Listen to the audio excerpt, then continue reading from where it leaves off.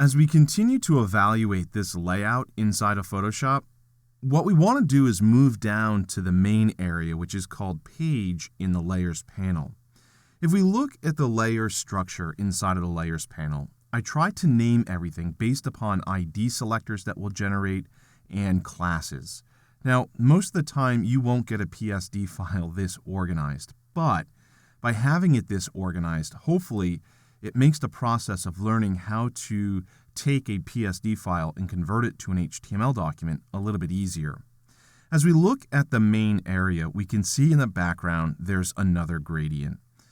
Based upon the last movie, we made the decision to generate this gradient in the header section with CSS. That ultimately would lead us to using CSS to generate this background as well. However, if you did opt to create a larger image like we discussed in the last movie, you would want to consider making even a larger image that was tall enough to also encompass the gradient that you see in the background of the main page area. Again, you want to produce one file, making fewer requests to the server. But like I said in the last movie, we made the decision to use CSS to generate the gradients.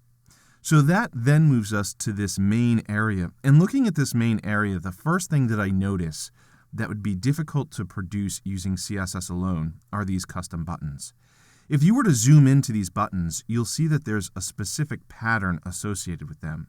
This pattern is impossible to generate with CSS, so we want to export out these images. However, we don't need to export out all of the content associated with these images.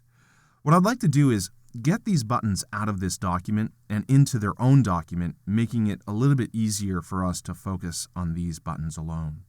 So the first thing that you want to do is select the page layer, and you want to unlock it.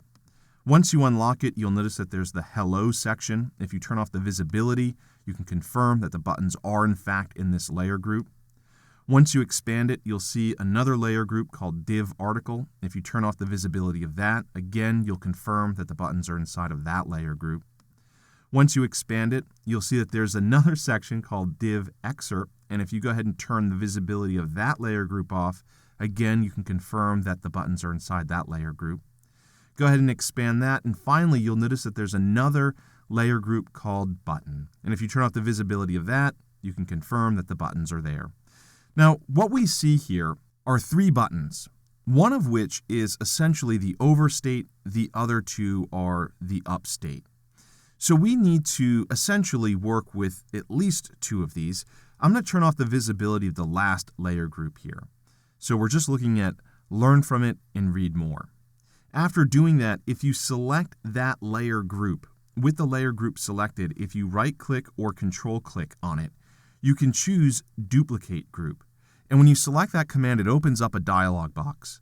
And what we want to do is regenerate those layers in a new document. So in the Destination Document drop-down menu, you can go ahead and choose New. And if you wanted to name this file, I'll go ahead and call it Buttons. You can do that. Additionally, if you wanted to duplicate the layers as something other than p.buttons, you could do that as well. But for right now, these defaults are okay. Go ahead and click OK. And when you do, the new document Buttons is created, and you can see the buttons are placed in the same location. Now, the buttons are pretty difficult to see right now, so what I'd like you to do is create a new layer by clicking the New Layer button down here towards the bottom of the Layers panel. Then drag that layer underneath the P Buttons layer group. We just want a white background. You'll notice right now my background color is set to white. If yours is not, you can press X to toggle the foreground and background colors. And if it's not black and white, you can press D on your keyboard to reset those. Once you have white set to the background color, just go ahead and press Control-Delete on your keyboard. It would be Command-Delete on the Macintosh. Then what I want you to do is choose the Zoom tool and just zoom into this section of the document. I zoomed there pretty quickly, but I'm zoomed in. We're focused on these two buttons. What I want to do now is look at all the different settings associated with each of these buttons. So I want to expand the Learn From It button and also the Read More button. And it's going to get a little bit difficult to see because we have so much content going on here, but you want to unlock both of those layers. So go ahead and select button learn from it and unlock it, and then do the same thing for button read more, unlock that.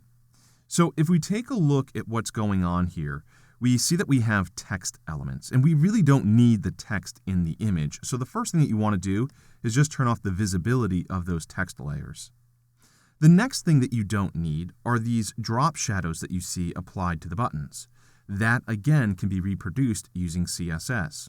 So in the button section, you want to turn off the visibility of the drop shadow, and you want to do that for both buttons. So I'm going to scroll down and turn off the drop shadow here as well. The other thing that you don't need is the stroke. You can create borders in CSS, so turn off the visibility of the stroke for both of these buttons. Once you do that, you're left with the bare functional elements that you need, the upstate and the overstate.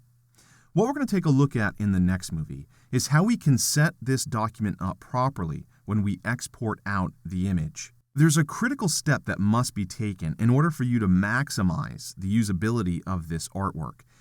Let's just quickly come back to monoplate.psd, and if I turn the visibility of the button that I turned the visibility off of, you'll notice that we have Learn from it, Read more, and Grab the file. Each of these buttons are varying widths, and that plays a critical role in terms of how we set up this file when we prepare it for export.